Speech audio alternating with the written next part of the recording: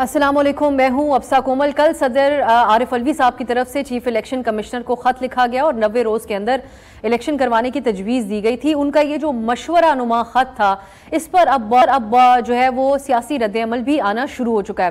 Peoples party की CEC की meeting, जिसका बड़ा इंतजार था, वो थोड़ी देर पहले ख़त्म हुई है। उनके जो मेंबरान प्रेस कॉन्फ्रेंस कर रहे थे, उनकी तरफ से भी ये कहा गया है कि पीपल्स पार्टी के कानूनी माहिरीन की जो राय है उसके मुताबिक सदर साहब के पास ये इख्तियार नहीं, ये इलेक्शन कमीशन का इख्तियार है। इसी तरीके से JUI और नून लीग और की तरफ से तो रद्द-ए-अमल आया, लेकिन निगरां प्राइम मिनिस्टर साहब ने भी बड़ा इसके ऊपर वाज़ेह पैगाम जारी किया है। वो ये कहते हैं कि ये जो इख्तियार है ये इलेक्शन कमीशन के पास है, और साथ ही उन्होंने इस बात का भी इजहार कर दिया कि इलेक्शन जनवरी या फरवरी के अंदर ही होंगे। दूसरी तरफ है ये जो इलेक्शन का मामला है, इसके ऊपर एक और अहम बयान है चीफ जस्टिस ऑफ पाकिस्तान का है। उन्होंने सुप्रीम कोर्ट बार एसोसिएशन की तरफ से जो अलविदाई इशाया दिया गया था उसमें खिताब किया और इस बात पे हैरत का इजहार करते हुए कहा कि आइन में ये बात वाज़ेह है कि असेंबलियों की तहलील के बाद 90 रोज़ के अंदर अंदर ही इंतखाबात करवाए जाएं, तो इसमें आखिर तकरार क्यों की जा रही है। ये बात अहम है कि बतौर चीफ जस्टिस ऑफ पाकिस्तान ये जस्टिस बंदियाल का आखिरी हफ्ता है और उनका जो दौर रहा उसके हवाले से एक बिल्कुल ही मुनफरिद किस्म की बहस उनके अराउंड होती रही। काफ़ी जो तकसीम अदलिया के अंदर तकसीम का जो एक तासुर था और फिर बहुत ही संजीदा किस्म के इल्ज़ामात की शक्ल में भी ये मामला उठाया गया सियासतदानों की तरफ से।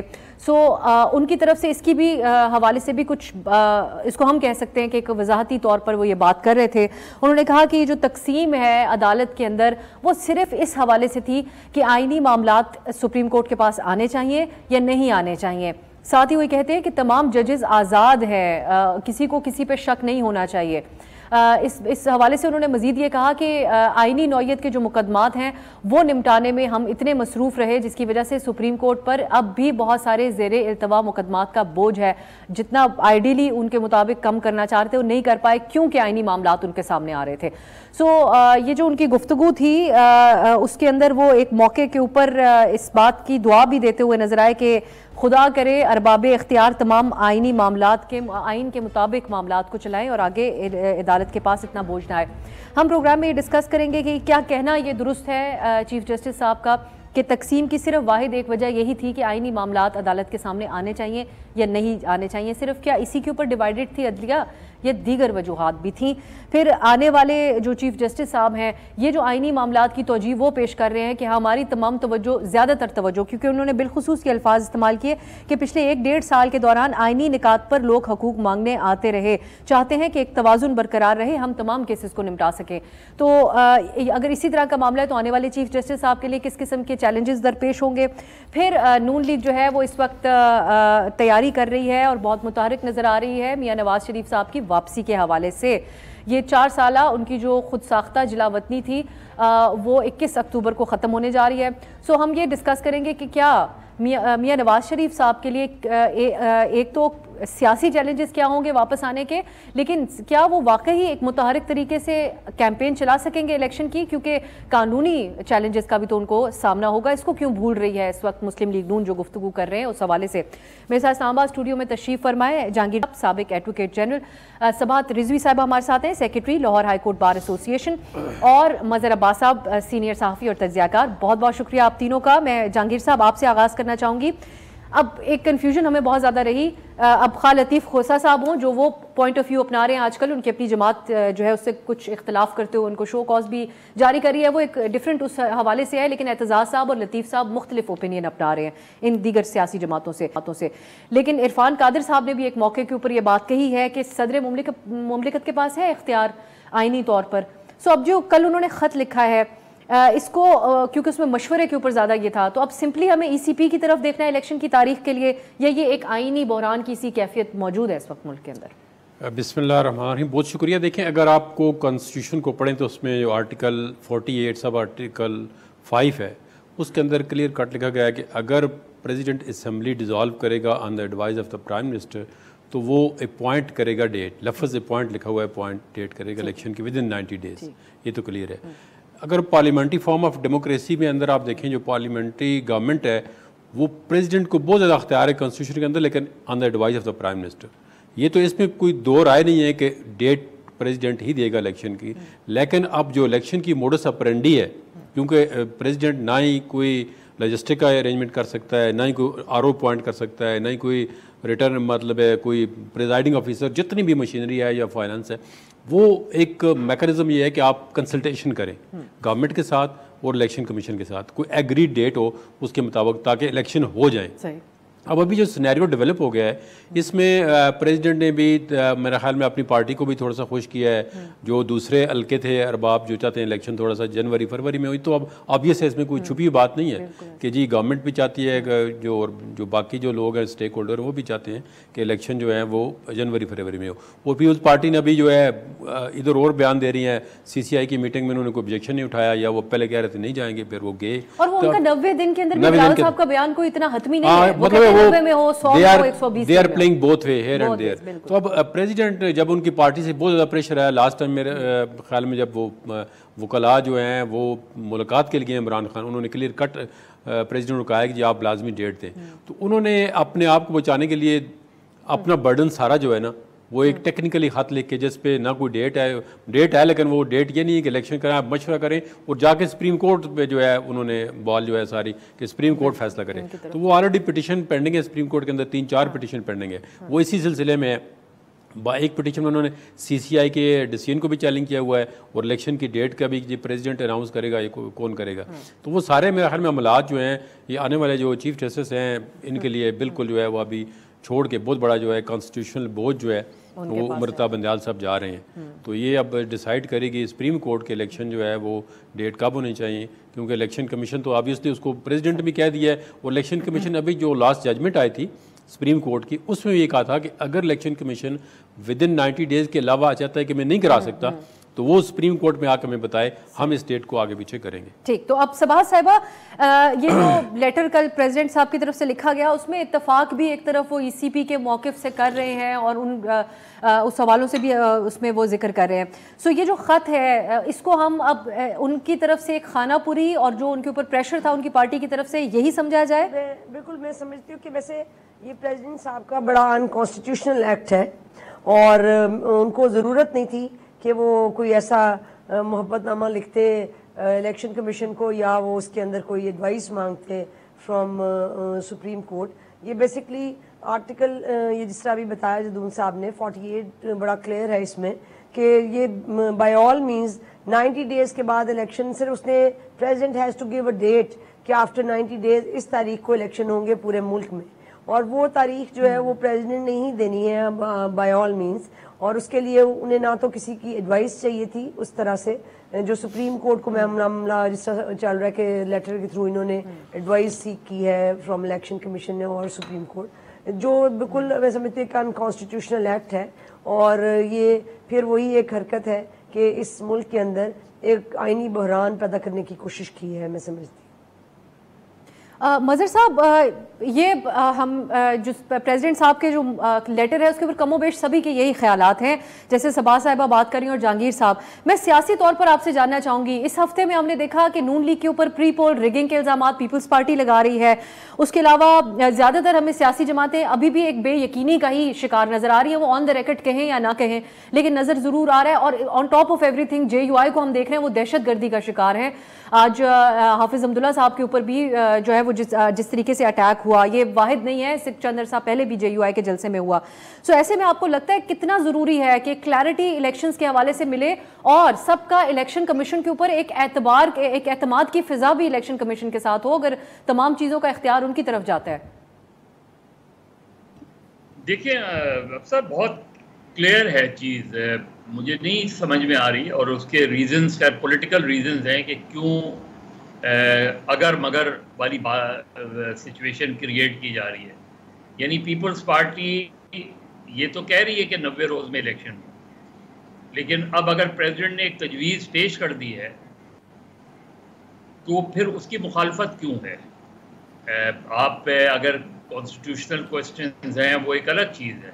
मसला ये कि पीपल्स पार्टी चाहती है ना 90 रोज़, और प्रेसिडेंट भी ये तजवीज़ दे रहे हैं कि 90 रोज़ में इलेक्शन करवा दें, तो पीपल्स पार्टी को तो एक वेटेज मिल जाता ना इस बात पे कि वो इलेक्शन कमीशन से कहती, अब ये कि प्रेसिडेंट को इख्तियार नहीं है, इलेक्शन कमीशन डेट अनाउंस नहीं कर रहा, अब तक नज़र यही आता है कि वो नहीं 90 रोज़ में इलेक्शन कराने जा रहे। नून लीग जो है वो स्पेसिफिकली कह रही है कि जी जनवरी या फरवरी में इलेक्शन होंगे। मसला क्या है?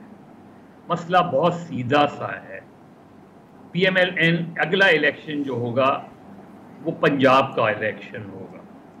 पंजाब में नून लीग का चैलेंजर जो है वो पीपल्स पार्टी नहीं है। पंजाब में नून लीग के चैलेंजर PTI है। अब PTI के इलेक्शन में किस सूरत में जाएगी, क्या उसकी शक्ल वो होगी, नज़र आएगी। लेकिन नून लीग को ये नज़र आता है कि उन्हें इलेक्शन कैंपेन के लिए, और ख़ासतौर पर नवाज शरीफ साहब आएंगे, कैंपेन चलाएंगे, उसके लिए जो टाइम है वो बहुत ज़्यादा नहीं है। लिहाजा उनको ये सूट करता है और कि इलेक्शन जो हैं वो 3-4 महीने बाद हों ताकि वो उस तरह कैंपेन चला सकें। पीपल्स पार्टी के लिए बहुत सीधी सी चीज़ है। अब सवाल ये है कि पीपल्स पार्टी दो बातें हैं। पीपल्स पार्टी तो एन जिस वक्त उनकी मुद्दत पूरी हो रही थी उस दिन असेंबली डिसॉल्व करती तो इलेक्शन 60 रोज़ में करवाने पड़ते सिंध असेंबली के। अगर पीपल्स पार्टी ने इलेक्शन 90 डेज की बात कर रही है तो बहुत ऑब्वियस सा है कि उन्हें काउंसिल ऑफ कॉमन इंटरेस्ट में एक पोजीशन लेनी चाहिए थी कि जी अगली उस पर छोड़ दें इस चीज़ से, क्योंकि हम नोटिफाई करेंगे, इलेक्शन की ताख़ीर का मसला हो जाएगा। अब पीपल्स पार्टी कह रही है कि 90 डेज में इलेक्शन कराएं। वैसे तो कॉन्स्टिट्यूशनली ठीक कह रही है पीपल्स पार्टी, लेकिन फिर ये इधर इधर जिस तरह प्रेसिडेंट साहब विकेट के दोनों तरफ खेल रहे हैं उस तरह पीपल्स पार्टी भी एक तरफ नून लीग को क्रिटिसाइज कर रही है। तो लेवल प्लेइंग फील्ड अगर पीपल्स पार्टी कर रही है तो लेवल प्लेइंग फील्ड तो PTI के लिए क्या है? लेवल प्लेइंग फील्ड PTI भी ये क्लेम कर रही है कि लेवल प्लेइंग फील्ड नहीं है। तो मेरा ख्याल है हम इलेक्शन, लेकिन मलिक साहब जब दो सियासी जमातें क्योंकि PTI भी वाज़ेह तौर पे जो हालात वाक़यात हैं उनके लेवल प्लेइंग फील्ड उनके लिए भी नहीं है और PTI के लिए, और पीपल्स पार्टी इजहार कर चुकी है इस बात का। मैं इसकी तफसील में बाद में आपके साथ जाऊंगी कि ऐसा सिंध में क्या हो रहा है जिसके बाद अचानक ये बयान देने की जरूरत पेश आई। लेकिन इस सूरत हाल के अंदर एक सोचने का मकाम नहीं है? इवन इलेक्शन कमीशन को भी किसी हद तक एड्रेस करने चाहिए इस किस्म के इशूज़। जिस तरह से आपने देखा होगा पीपल्स पार्टी की पंजाब की लीडरशिप की तरफ से प्रेस कॉन्फ्रेंस की गई थी कि नून लीग मरियम नवाज साहिबा जो है वो इंटरव्यूज़ कर रही हैं स्कूल टीचर्स का, ये एक इल्ज़ाम था उनकी तरफ से। नहीं तो देखिए ना, चीज़ ये है कि इस वक्त जो इलेक्शन होगा पीपल्स पार्टी अपने आप को पिछली गवर्नमेंट से डिस्टेंस कर रही है। डिस्टेंस इस तरीके से करने की कोशिश कर रही है कि जी चूँकि महंगाई का बोझ हम पे ना डाला जाए, नून लीग पे डाला जाए। और उस कंट्रोवर्सी में सबसे डिफ़िकल्ट पोजीशन में इस वक्त नून लीग खड़ी है। पीपल्स पार्टी एक डिफ़िकल्ट पोजीशन में नहीं है, उन्हें यकीन है, एतमाद है। हालांकि हो सकता है कि सिंध में कुछ शॉकिंग रिजल्ट्स भी आ सकते हैं, लेकिन ओवरऑल पीपल्स पार्टी एक कंफर्ट जोन में है। नून लीग कंफर्ट जोन में नहीं है। नून लीग के लिए ये डिसाइसिव इलेक्शन है। अब नून लीग को जो है वो PMLN को ऑब्वियसली पंजाब में इतना स्पेस चाहिए, एक तरफ वो बहुत ज़्यादा लेवल प्लेइंग फील्ड की भी उस तरीके से गुफ्तगू करे। तो नून लीग के लिए दोनों चीज़ें इंपॉर्टेंट हैं कि इलेक्शन जो है जनवरी फरवरी से पहले ना हो। एटलीस्ट नवाज शरीफ साहब के पास 3 महीने की कैंपेन का टाइम हो, और इससे नून और PTI को इनडायरेक्टली ये भी चाह रहे हैं कि PTI उस रेस में उस तरीके से ना हो, खासतौर पे इमरान खान रेस का हिस्सा ना हो। तो सारी कंसर्न जो है वो नून लीग की है। पीपल्स पार्टी अपनी बागेन पोजीशन बढ़ा रही है पोस्ट इलेक्शन के लिए, और PTI जाहिर है PTI एक विक्टिम कार्ड खेल रही है कि उन्हें लेवल प्लेइंग फील्ड नहीं मिल रही। सही मज़े साहब, बिल्कुल सही। जिस तरह आपने कहा कि नून के लिए सबसे ज़्यादा मुश्किल पोजीशन में इस वक्त मुस्लिम लीग नून है, और ऑब्वियसली अगर बयानिए के हवाले से भी देखा जाए और दीगर हवालों से भी देखा जाए, जिसको हम एक ब्रेक के बाद डिस्कस करेंगे, और ख़ास तौर पे ये बात हम सबा साहिबा और जहांगीर साहब से डिस्कस करेंगे। लीगली नवाज शरीफ साहब के लिए कितने चैलेंजेस होंगे? वापस तो वो आ रहे हैं, उनकी पार्टी सेलिब्रेट भी कर रही है, लेकिन इतना ही आसान होगा उनके लिए? एक ब्रेक के बाद खुश आमदीद। अब प्रोग्राम के इस हिस्से में हम बात करेंगे मियां नवाज शरीफ की वापसी क्या इतनी ही आसान होगी? जहांगीर साहब, 21 अक्टूबर की तारीख नून लीग की तरफ से बताई गई है, और वो एक्साइटमेंट उनकी जमात के अंदर या उनके वर्कर्स के अंदर ज़रूर होगी, क्योंकि उनकी लीडरशिप जो है वो कायद का, पार्टी के कायद का इतने सालों बाद आना। ये हमारी सियासत में कुछ ऐसा ही माहौल होता है। उनको बरतानिया से या ऑनलाइन खिताब करते हुए या उनकी गुफ्तगू सुनते बड़ा अरसा हुआ था उनका, वो अपने दरमियान देखेंगे। लेकिन इतना ही आसान होगा उनके लिए कि वो कैंपेन कर सकें या उनको कानूनी चैलेंजेस का बेवक्त सर्फ होगा उनका? जी देखें, अब जो उनके केस पेंडिंग है कोर्ट के अंदर, वो तो उनको ड्यू कोर्स ऑफ लॉ के ज़रिए उनको ख़त्म कराना पड़ेगा। जिस तरह 2 अपीलें पेंडिंग है, एक अल-अज़ीज़िया वाली और एक एवन फील्ड्स वाली, और उन केसों के एक फ्लैगशिप में उनको एक्विटल हो गई थी, जज अरशद मलिक का जो केस था, तो उसमें नैब ने भी आगे अपील की हुई है 2-3 के इसमें कि नैब ने इनको एक्विटल के खिलाफ अपील की हुई। तो वो जो अपील जब वो बाहर थे या जिस तरह गए लाहौर हाई कोर्ट की इजाज़त से, उन्होंने कहा जी आप इलाज करा के वापस आएँ, जो भी वो रिकॉर्ड का हिस्सा है। तो अब जब वो दोबारा आएंगे तो उनका जो लॉस्ट ऑर्डर हुआ था अपील का, उन्होंने कहा जब वो दोबारा सरेंडर करेंगे तो उनकी अपील जो है वो एप्लीकेशन देंगे तो बहाल हो जाएगी। फिर अब देखते हैं कि अपील उनको, इस पे कितना वक्त लग सकता है? अब जो अपील देखें ना, अगर बेंच जो है वो रेगुलर सुनता है तो पहले 2 ऑलरेडी जो अक्यूज हैं वो एक्विटल हो चुकी है उनकी, तो सिर्फ एविडेंस देखते हैं अपील के अंदर कि जी एविडेंस ड्यू कंसिडरेशन दी है या नहीं दी है। तो उन दोनों केसों में अगर एविडेंस देखते हैं तो मैं अगर 2-3 हफ्ते में मेरा अगर डे टू डे हियरिंग करते हैं तो वो 2-3 हफ्ते में they have come to the conclusion कि जी आया ये जो कन्विक्शन है इसको सस्टेन किया जाए या एक्विटल दे देते हैं। तो फिर मेरे ख्याल में बाकी केस तो उनको कोई और है नहीं है। तो शखाना में ऑलरेडी पहले वो उनको हो चुका है, वो एक्विटल हो चुका है। तो अभी इसमें ये जो बाकी चीज़ें हैं, ये मेरे ख्याल में अगर 2 हफ्ते रेगुलर हियरिंग होती है, 2-3 हफ्ते, तो ये 2-3 हफ्ते में ख़त्म हो जाएगी। तो बाकी जो डिस्क्वालिफिकेशन वाला है उसमें अब लॉ एक्ट पास हुआ है, इसमें 2 ओपिनियन लेकर अपेरेंटली, क्योंकि 62(1)(f) के अंदर कोई टाइम फ्रेम नहीं था, तो अब उन्होंने इलेक्शन एक्ट के तहत वो वाद ऐसा कानून है जो अभी तक किसी ने चैलेंज नहीं किया है, वो 5 साल उन्होंने कहा जी 1 टर्म के लिए, वो रीज़नेबल है। एक बंदे को आप उसका फंडामेंटल राइट है, अगर एक ने मर्डर किया हुआ है तो वो अगर 25 ईयर के बाद आता है, तो एक बंदे ने कोई अगर अपने बेटे से तनख्वाह नहीं लिया तो आप लाइफ डिस्क्वालीफाई कर रहे थे, कोई भी हो, उसमें इमरान खान को भी फायदा है, कल को ये भी अगर डिस्क्वालीफाई होते हैं तो 5 ईयर के लिए।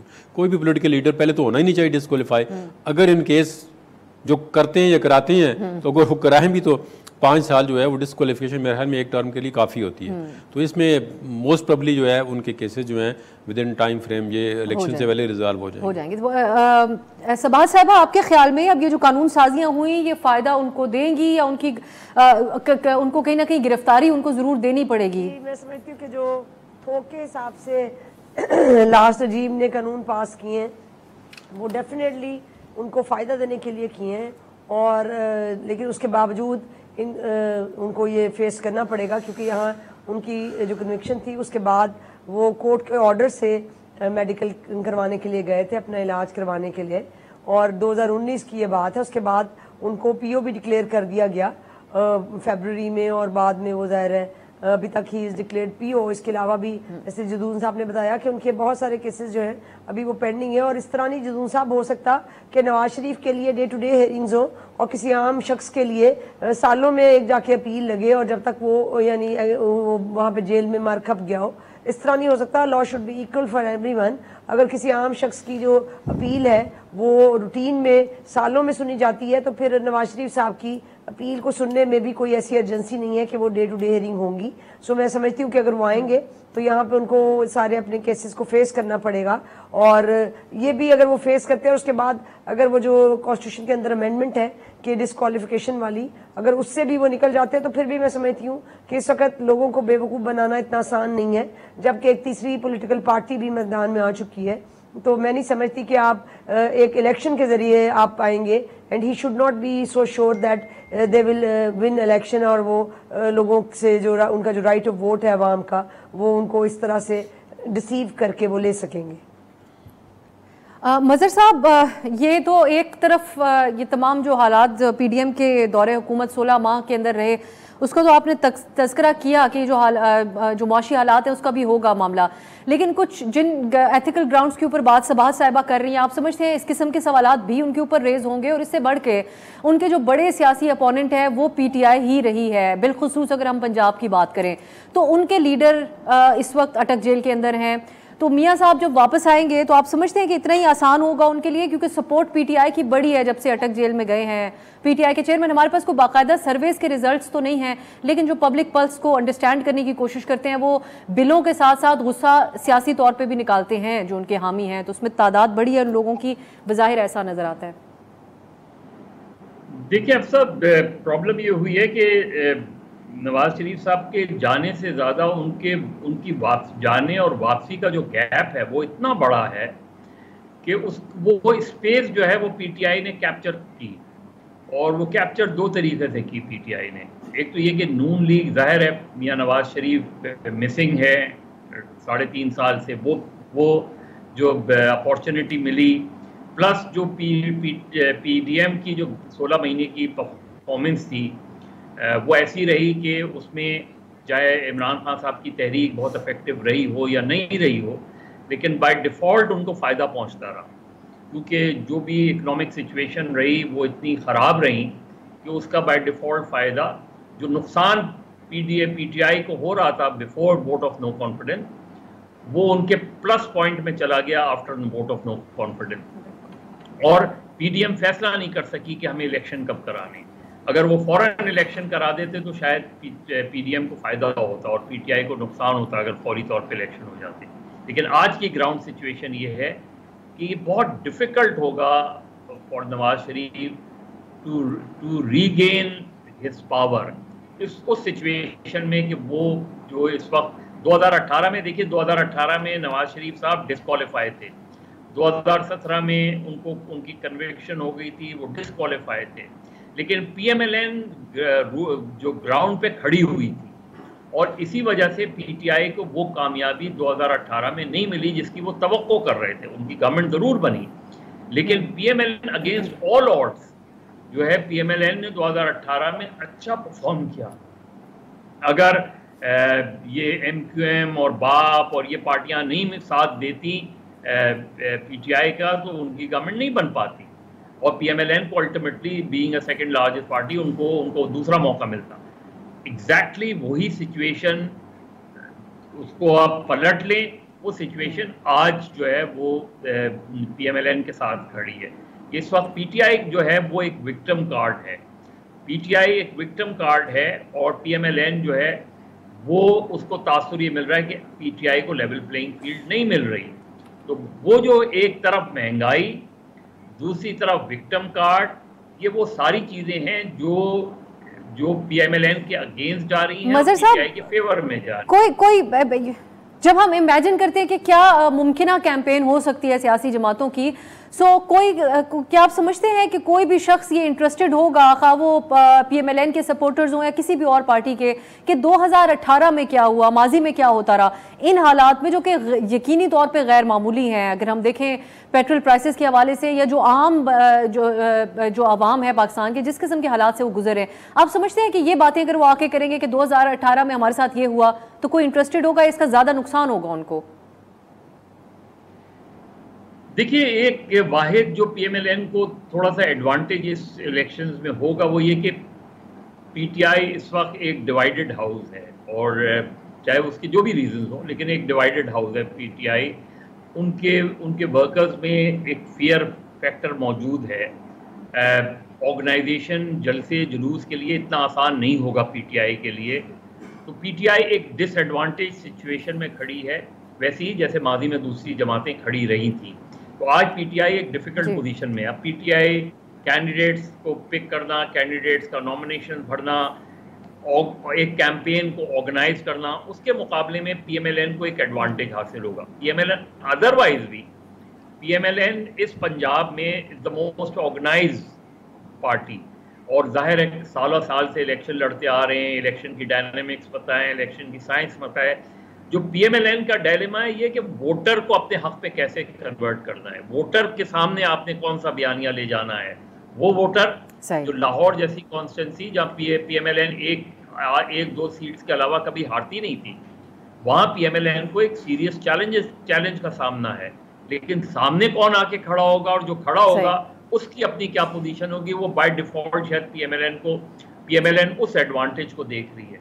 लेकिन उस इलेक्शन की क्रेडिबिलिटी बनेगी जिस तरह 2018 में क्वेश्चन मार्क था, इसी तरह 2023 में क्वेश्चन मार्क होगा। यही है। सबा साहिबा, आपसे एक चीज जानना चाह रही थी। वकला की तरफ से एहतजाज का एक सिलसिला जारी है, तो आप लोगों की उसके अंदर मुख्तलिफ मुतालबात तो हैं, जो वकला की गिरफ्तारियां हुई, और ये उसमें क्या इलेक्शन के हवाले से भी मुतालबा शामिल है? सबा साहिबा, आज हमारा बल्कि हाउस हुआ था और उसके अंदर हमने वो इलामिया पढ़ा जो 7 सितंबर को सुप्रीम कोर्ट बार एसोसिएशन ने अप्रूव किया था और हमारे जनरल हाउस ने उसको मेजॉरिटी के साथ और एक रहील कामरान चीमा साहब की एक करारदाद को मंजूर किया, जिसके अंदर मेन बात ही ये थी कि 90 दिन के इलेक्शन के अंदर इलेक्शन करवाए जाएं और ये डोमेन है हुकूमत का कि 90 दिन के अंदर ये इंश्योर करे कि इलेक्शन करवाएं और महंगाई को काबू किया जाए, इकॉनमी जिस तरह बर्बाद हो रही है उसकी तरफ तवज्जो दी जाए और इसका सिर्फ एक ही हल है कि free and fair transparent elections करवाए जाएं। और ये नो डाउट हमारे वकला का ये बड़ा क्लियर स्टांस है, क्योंकि आइन की बालादस्ती उसी वक्त पॉसिबल है जब उसके ऊपर काम होगा और उसके मुताबिक काम किया जाएगा। और हम as being lawyers we think that we are the protectors of the constitution. और इसके लिए आज हमने ना सिर्फ अपना हाउस किया बल्कि हमने एक एहतजाजी रैली की है बड़ी पुरअमन, जिसके अंदर हमारा मेन मुतालबा ही था। जहांगीर साहब, आप इत्तेफाक करते हैं वकला बिलखुसूस इस हवाले से सबा साहिबा कह रही हैं, तो ये जो मुतालबात करने में हक बजानिब हैं और तमाम चीज़ों को कनेक्ट करते हैं वो एक फ्री एंड फेयर इलेक्शन से, वो कहते हैं मसाइल नहीं बिल्कुल, ये तो देखें ना कॉन्स्टिट्यूशन का मैंडेट भी है आर्टिकल 218 219 के इलेक्शन कमीशन जो कंडक्ट कराए फेयर ट्रांसपेरेंट और ऑनेस्टली और एज़ पर लॉ इलेक्शन। तो इसमें तो रूल ऑफ लॉ के लिए तो वकला का कोई दो राय नहीं है। रूल ऑफ लॉ का तो किसी को मेरे हाल में इस पर कोई शक नहीं होना चाहिए, हर एक को बैलेंस जो 2017-18 में वो भी आपके सामने है।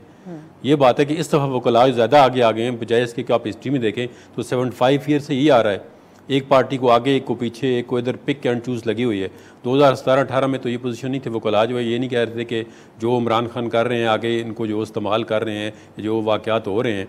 तो मैं तो कहता हूँ फिर इक्वल मतलब है, जब कहते हैं कि फील्ड इक्वल हो तो हर चीज़ इक्वल होनी चाहिए। रूल ऑफ लॉ का मतलब है कि you are not favouring anybody. उस वक्त होने चाहिए थे या अब नहीं होने चाहिए? नहीं, हर वक्त नहीं होने चाहिए। मैं तो ये कहूँगा कि किसी वक्त जो है ना, देखें ये चीज़ें गलत हैं। अब एक इलेक्टेड गवर्नमेंट को 2017-18 के कैसे लाते, अब एक इलेक्टेड गवर्नमेंट को आप किस तरह टॉपल किया जी, आपने बेड़े से तनख्वाह नहीं लिया, आप पूरी पनामा की जजमेंट पढ़ें, उससे नज़र ही कुछ नहीं आता कि क्या केस था, कहाँ से निकाला आपने। फिर आगे अब नैब का रेफरेंस पढ़ें आप कि सेक्शन जो है 9A4 है, उन्होंने कहा जी करप्शन का तो कोई चार्ज ही नहीं है इन पे। 9A5 के अंदर उनको कन्विक्शन दी, या आपने सोर्स ऑफ इनकम जो है आपके जो ज़्यादा है। अब वो जब जज साहब के पास आई उन्होंने कहा जी सोर्स ऑफ इनकम आपने डिटरमिन की है, आईओ ने कहा मुझे तो पता ही नहीं है सर। उन्होंने कहा ये चार्ट किसने बनाया, कहता जी मुझे तो पता ही नहीं, कागजों में चार्ट लगा हुआ था। अब इस तरह आप केस बनाएंगे और एक इलेक्टेड प्राइम मिनिस्टर कोई भी कह रहे हैं कि इन इश्यूज को लेकर अगर वकला बाहर निकलते हैं तो वो फिर नहीं, वकला को देखे ना जी, वकला को किसी पार्टी को पिक एंड चूज करके नहीं निकलना चाहिए। वकला एक देखे ना एक न्यूट्रल, अगर वो अब आज उन्होंने स्ट्राइक दी थी, आप मुझे बताएं कितनी जगह पे स्ट्राइक हुई है। इस तरह फिर हमारी जो मूवमेंट होती है उसको बड़े धचके लगते हैं। ये सबा साहिबा अगर आप कुछ इस पे ऐड करना चाहें, वैसे ये पिक एंड चूज की बात मैं इसमें ऐड करना चाहूंगी कि जदून साहब की इंफॉर्मेशन के लिए मैं बता दूं कि आज की स्ट्राइक तकरीबन हमारे तमाम शहरों में हुई है और तमाम बार काउंसिल्स ने इस स्ट्राइक को ऑब्जर्व किया। और सिर्फ ये नहीं बल्कि Lahore high court bar association जो कि ज़ाहिर सबसे बड़ी बार है, उसने इस स्ट्राइक को ना सिर्फ ऑब्जर्व किया है बल्कि हमने अदालतों में भी हमने हमारे जो जजेस हैं उन्होंने भी काम आज नहीं किया और मुकम्मल तौर पे स्ट्राइक थी। और उस स्ट्राइक का मकसद किसी भी पार्टी से बालातर होकर हमने किया, हमने रूल ऑफ लॉ और कॉन्स्टिट्यूशन की सुप्रीमेसी के लिए की। और मैं समझती हूँ कि अगर हम वकला इस वक्त कॉन्स्टिट्यूशन की सुप्रीमेसी के लिए नहीं खड़े होंगे तो फिर कोई और वक्त ऐसा नहीं है। इस वक्त हम तारीख दौर से गुजर रहे हैं और मेरा ख्याल है कि ये वकला का राइट है। जदून साहब, ऐसे इंडिविजुअल्स के लिए या फिर एक सेकंड दोनों में आप देखें सुप्रीम कोर्ट बार चाहिए। एसोसिएशन ने आप मुझे बताया आज सुप्रीम कोर्ट में स्ट्राइक थी। मैंने KPK में आज मैं डिस्ट्रिक्ट बार में इब्टाबाद में भी गया हूँ, हाई कोर्ट में किसी जगह पे कोई पार्शियल स्ट्राइक भी नहीं थी। और सुप्रीम कोर्ट के अंदर आज स्ट्राइक थी हुसैनसाबाद से, बिल्कुल स्ट्राइक नहीं थी। अब सुप्रीम कोर्ट बार जब खुद स्ट्राइक कॉल करती है तो सबसे पहला काम है कि वो इसको मेक श्योर करे कि सुप्रीम कोर्ट के अंदर स्ट्राइक हो के कोई वकील पेश ना है। पूछा वैसे ये जो बात जदून साहब कह रहे हैं कि इससे इफेक्ट होता है तहरीक के ऊपर, कल को अगर यकजा होकर सारे निकलते हैं कि पहला खतरा बनने की जरूरत होती है। और मैं समझती हूँ लाहौर हाई कोर्ट बार हमेशा पहला खतरा बनी है किसी भी मूवमेंट को चलाने में और किसी भी मूवमेंट को लीड करने में। और अगर इस तरह की बात है तो जदून साहब को ये समझना चाहिए कि पहला खतरा जो है वो हम लोग बने और हम आज अपनी रैली लेके निकले हैं। नहीं, आप पहला खतरा जरूर बने लेकिन इक्विलिब्रियम मेंटेन करें। आप ये ना समझे कि वकला जो है वो डिवाइडेड है, वकला इकट्ठे हैं। और सिर्फ ये हमारी एक स्ट्राइक की कॉल है जो आज हमने मुकम्मल तौर पे ना सिर्फ स्ट्राइक किया बल्कि रैली निकाली है और बल्कि ये तहरीक का आगाज है मैं समझती हूँ आज जो हमने किया। और इसमें आप देखेंगे कि और लोग तो शामिल होंगे। जदून साहब आप भी हमारे साथ ही आन करीब जल्दी खड़े हो। मैं तो सबसे पहले शामिल हूंगा, लेकिन मैं कहता हूँ इक्वल हो, किसी पार्टी को फेवर न करें। पता नहीं किसने ये बात रूल ऑफ लॉ कि आप किसी पार्टी को फेवर कर रहे हैं। बात यह है कि जिस भी पार्टी के साथ इस वक्त जुल्म हो रहा होगा, वो चाहे कोई भी पार्टी है, और उसके बेसिक फंडामेंटल राइट्स इस वक्त वायलेट हो रहे हैं। यही तो मेरा पॉइंट है जो आप समझ रहे हैं कि इस वक्त पार्टी का क्वेश्चन नहीं है, इस वक्त लोगों के इंसानी हकूक का क्वेश्चन है, बुनियादी हकूक का क्वेश्चन है। अगर इसको हम कंक्लूड करने के लिए इस तरह से रखें कि 2018 में जो हो रहा था वो आप जस्टिफाई करती हैं, बताएं क्या एक सियासी जमात का मामला था, या उस वक्त क्यों फिर इस तरीके से तमाम लोग यकजा नहीं हो पाए थे, या क्या? नहीं, देखें प्राइम मिनिस्टर ने ऑन द स्टेट टेलीविजन सारे चैनल पे कहा जी कि हम तो बजट ही नहीं पास कर रहे थे, एजेंसियों को बंदे वकील कहते हैं एजेंसी को जो बजट पास करते रहे हैं पीटीआई वाले। देखो उन्होंने कहा अब फर्क क्या है, हाइब्रिड रिजीम का जिक्र उन्होंने। देखिए मैं ये समझती हूँ कि जो लॉयर्स हैं उनका और सियासत का बड़ा गहरा ताल्लुक है, और ये कभी भी नहीं हो सकता कि आप के जो वुकला है वो किसी एक पार्टी की आइडियोलॉजी के साथ ना हो।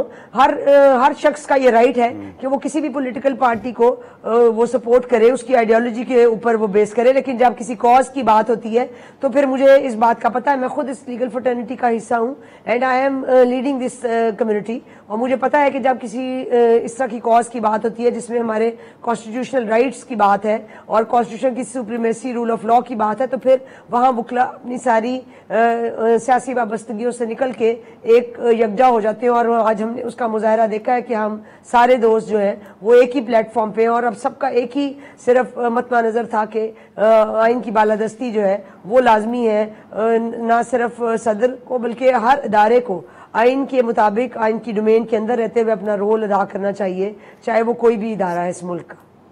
प्रेसिडेंट के खिलाफ कुछ कर रहे हैं अभी, वो आईनी रोल नहीं। मैं फिर एक ब्रेक की तरफ जाती हूँ। आप लोगों की बैक एंड फोर्थ काफी हुई है, लेकिन जो अंदाजे लगा रहे थे कि एक वुकला तहरीक किसी शक्ल इख्तियार कर सकता है, ये अब हमें आने वाले दिनों में ही देखना होगा कि सब अपने डिविजन्स को एक तरफ रख के किसी एक तरफ जाएंगे, या ये इख्तिलाफात सामने आते ही रहेंगे पिक एंड चूज के हवाले से।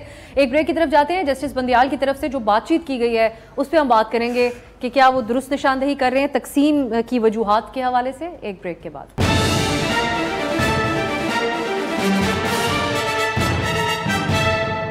ब्रेक के बाद खुश आमदीद। मजहर साहब, एक यहाँ पर तो वुकला तहरीक के हवाले से तफसीली हमारी बातचीत हो गई। आपसे मैं ये जानना चाह रही थी कि हम देख रहे थे कि जो निगरां सीएम है सिंध के जस्टिस रिटायर्ड बाकिर साहब, उन्होंने आज एक बड़ी अपनी कैबिनेट के साथ बैठ के मुशावरत की है और स्ट्रीट क्राइम्स के खिलाफ फैसला कुन ऑपरेशन का फैसला उन्होंने ऑर्डर दिया है।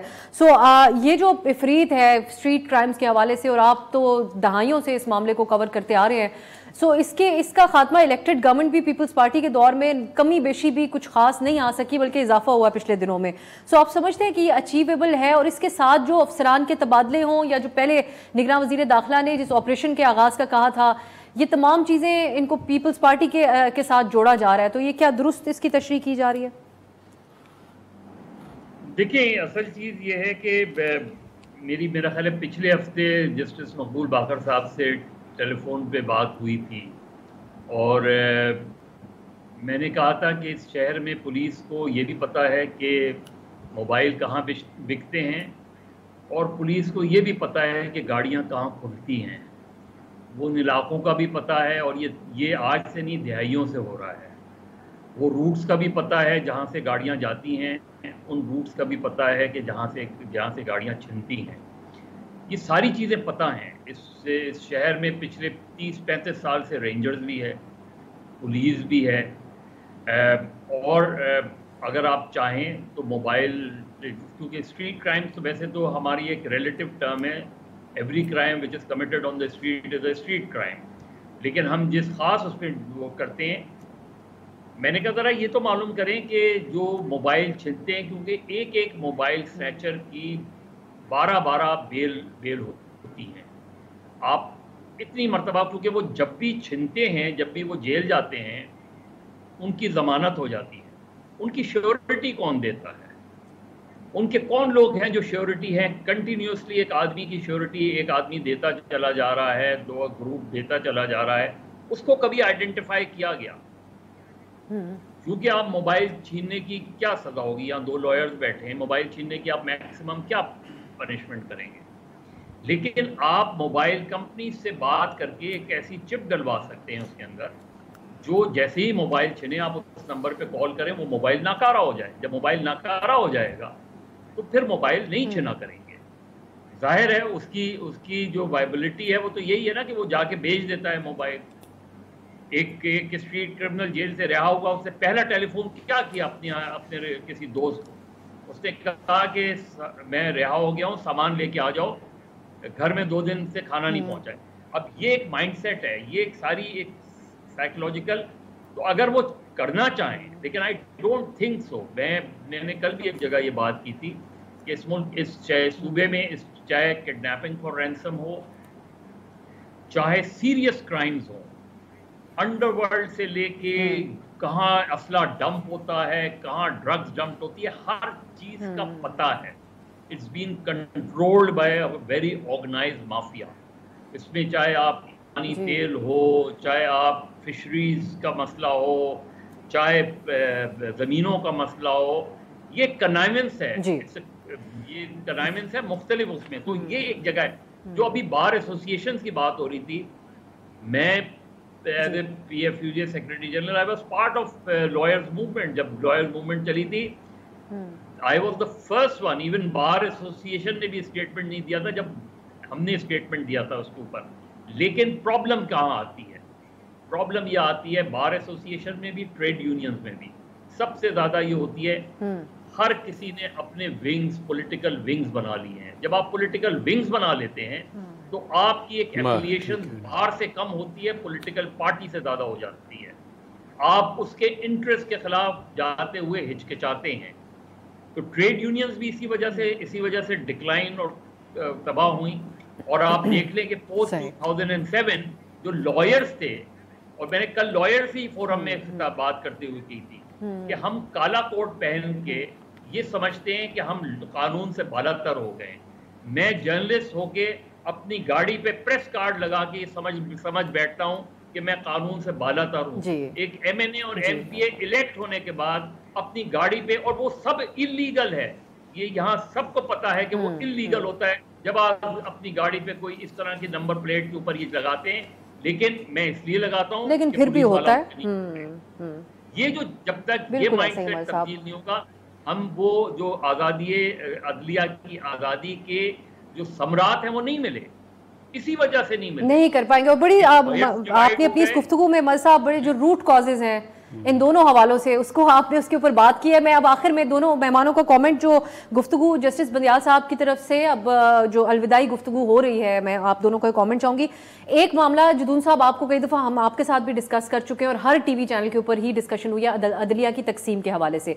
उसकी तशरीह जज साहब ने तो ये की है कि मसला सिर्फ यही था जो तकसीम की वजह थी कि आईनी इशूज अदालत के पास आने चाहिए या नहीं आने चाहिए। आप समझते हैं इतनी बात थी या बहुत बढ़ के है इससे? जो नहीं, आईनी नहीं, पॉलिटिकल इशू कह रहे थे। जी, सियासी मामला। हाँ, सियासी। अब देखें, वो उस पे ये वन ऑफ द रीज़न थी, वो सिर्फ इलेक्शन में कि एक 4 मेंबर बेंच है, उनका ये फैसला था कि रिट पिटिशन ऑलरेडी पेंडिंग है हाई कोर्ट के लाहौर में भी और पेशावर में भी। अगर वो डिसाइड हो जाती तो वहाँ से अपील होके आती तो बेटर डिसीजन हम दे सकते हैं।